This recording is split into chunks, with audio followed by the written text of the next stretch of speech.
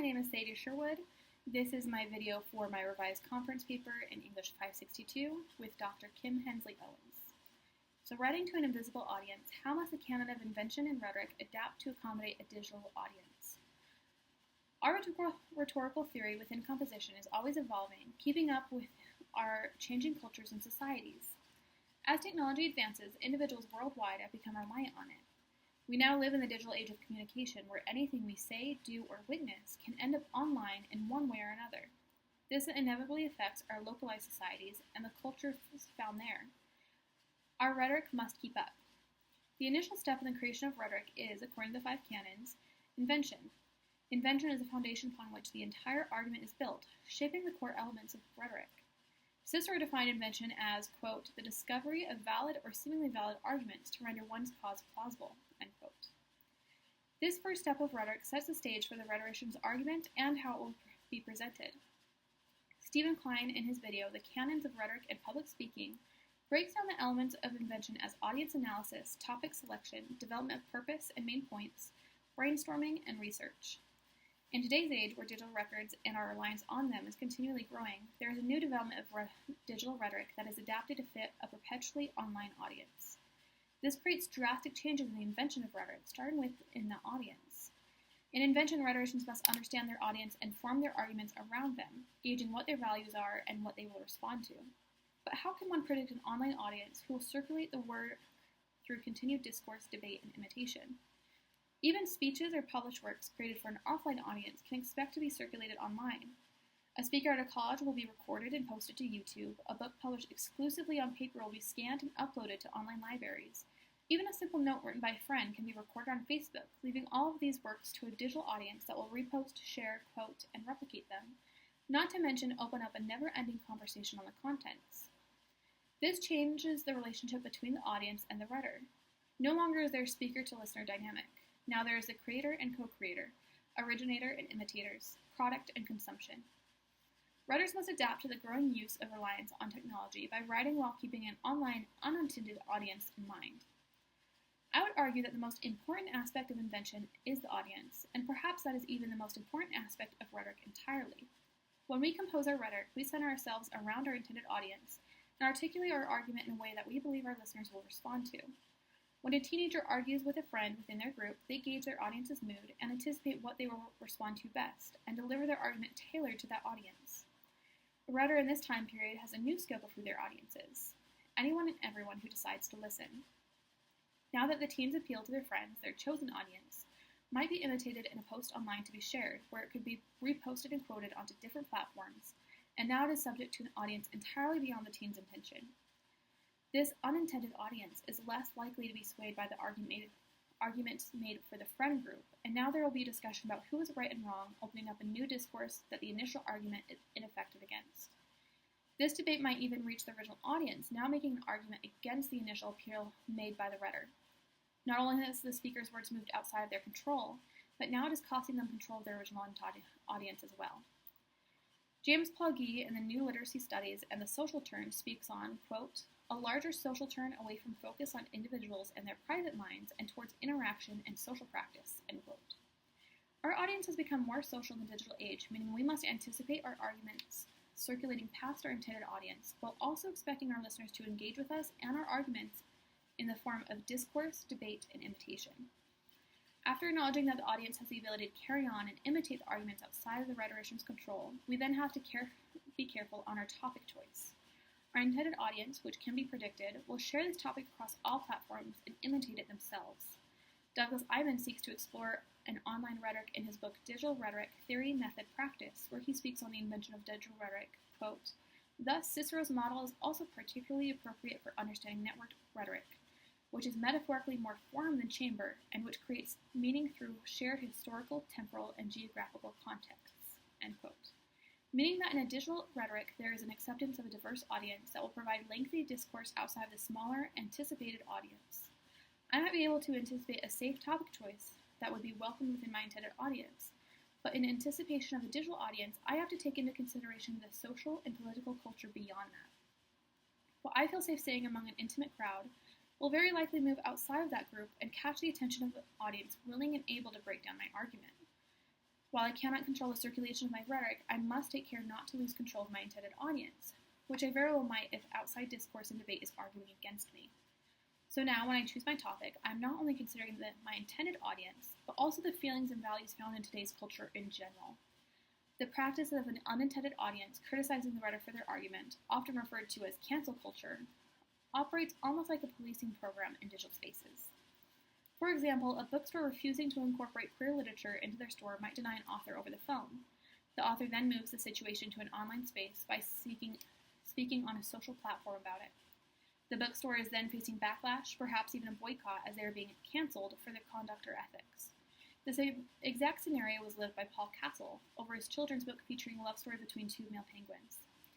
A writer who should in this age assume their words will find their way online on several platforms and be imitated in different ways, can no longer feel safe promoting arguments and values that would not be welcomed by a general crowd. A writer must choose their words carefully and be prepared to defend their argument. Their reasonings must be valid and supported. They cannot afford to discriminate or offend without personal loss. Within this adapted rhetoric, the purpose can easily be muddled or lost. Are we speaking to the world or to a specific audience? Honestly, both. In this rhetoric, we still have an intended audience, and within the audience, we have a specific purpose. However, we are also operating under the assumption that our argument will be circulated out of our control into digital spaces where it will reach a vast audience.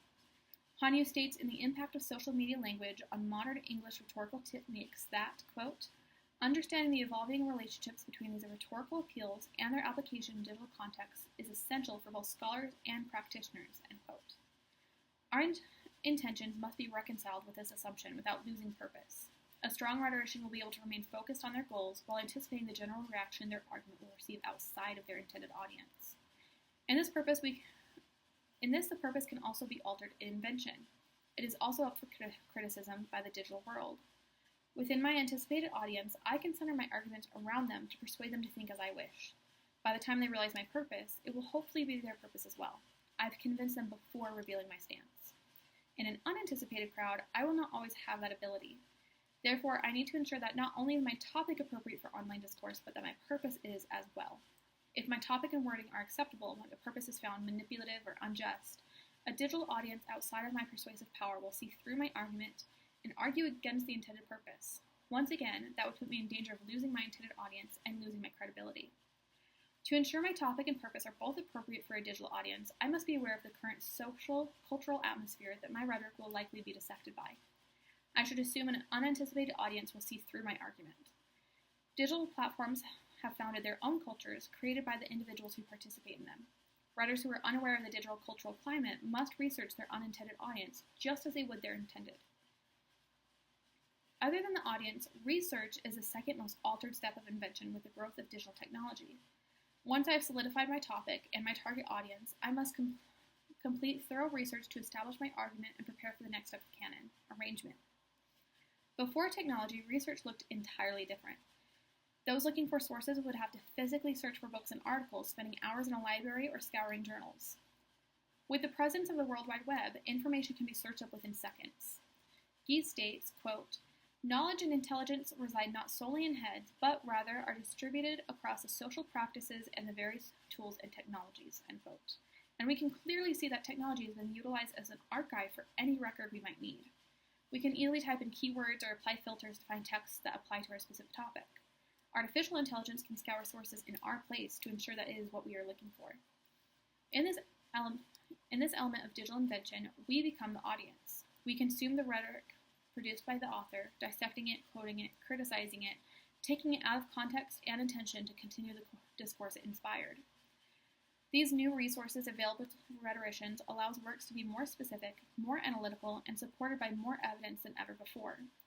At the same time, more recent tools like AI and summary sites allow writers to reverse the process of invention, where evidence is found to support an already established argument rather than shaping the argument. Barbara Warnock states in Rhetoric Online, Persuasion and Politics on the World Wide Web, quote, one can open a book anywhere and read forward and backward from any page, end quote. Published text can be used without being read. Quotes and central ideas are taken out of context and warped to fit a new argument. Works are circulated far and wide, often only in part or synthesis, and circulated like a game of international telephone. Research is now an easy, specific process, but often at the expense of removing the author and the original purpose in those sources. In regards to circulation, which is an all-time high with the advancement of technology, there are specific impacts on rhetoric both in the interpretation of the work and the invention. A writer who develops their argument will locate sources through technological circulation more often than not, and will be aware that their work could be just as widely circulated. Authors then must be aware of how their work will be received by the general public and how relevant their work is, not only for the sake of being accepted by the unanticipated audience, but also to catch the eye of the intended one. With such an expansive network for sharing ideas, there's a high competition for a reader's attention, where once it was simply a matter of distribution to promote an author's work, it is now an issue of marketing. Each individual has access to more information than they could ever ingest. The typical individual has more avenues of entertainment than ever before. Rhetoricians must frame their work in the most attention-grabbing way, providing quality content throughout that will continually appeal to the reader. Iman, in regards to his work in publication, states, and quote, "Our goal has been to publish work that makes an academic argument not only through text, but also through design, drawing on as many media and modes as an individual author cares to employ," end quote. Authors can no longer rely solely on their words, but now must devote effort into format and other media such as pictures to keep their readers' attention.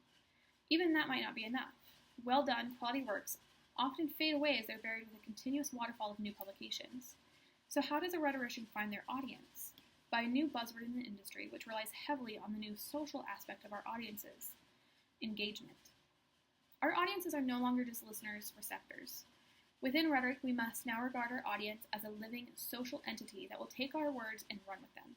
In Barbara Warnick's Rhetoric Online, Persuasion and Politics on the World Wide Web, reviewed by Drew Lowe, they state, "The web offers for public discourse, including affordability, access to mass audience, transformation of hierarchies such as authority and authorship, and interactivity," end quote. This change can be used to our advantage when anticipated correctly. There is now a call by writers and publishers for engaging by their audience members. This comes in many different forms and can be included by any form of interaction performed by the audience. This changed relationship has become a prime example of the shift from speaker and listener to creator and co-creator. Some publishers have even shifted their marketing strategies to hiring content creators to publicly interact with their work.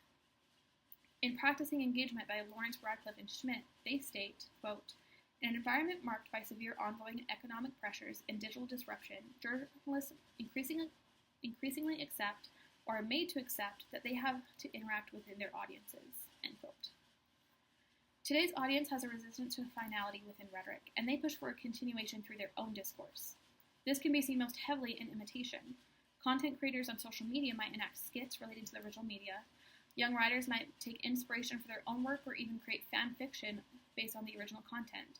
Artists will create pieces in relation to the work. Online communities will be formed by fans, and a never-ending discourse will take place analyzing contents. The more engagement performed by the audience, the more the rhetoric is promoted to other readers. This allows for more control of the rhetoric outside the intended audience, though not by the author or publisher.